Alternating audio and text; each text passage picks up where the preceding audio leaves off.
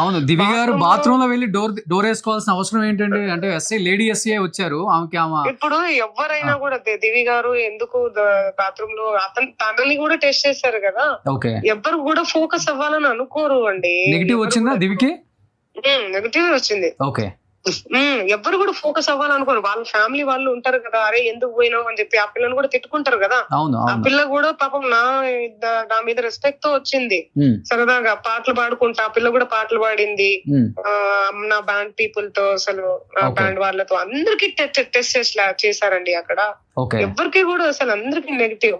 ఏం చేస్తాం చెప్పండి? అసలు ఎంత బురద చల్లడం నా మీద, ఎంత నా గొంతు పిసికేయాలని ఎందుకు చూస్తుర్రు, నా గొంతు నొక్కాలని ఎందుకు చూస్తుర్రు, ఎందుకు నా క్యారెక్టర్ ని చంపాలని చూస్తున్నారు, ఎందుకు నా ఇమేజ్ ని డామేజ్ చేయాలని చేస్తున్నారు, నాకు ఏం అర్థం కావట్లేదు. ఇదంతా అనుకోకుండా జరిగిపోయింది, అసలు కలలాగా అనిపిస్తుంది నాకు.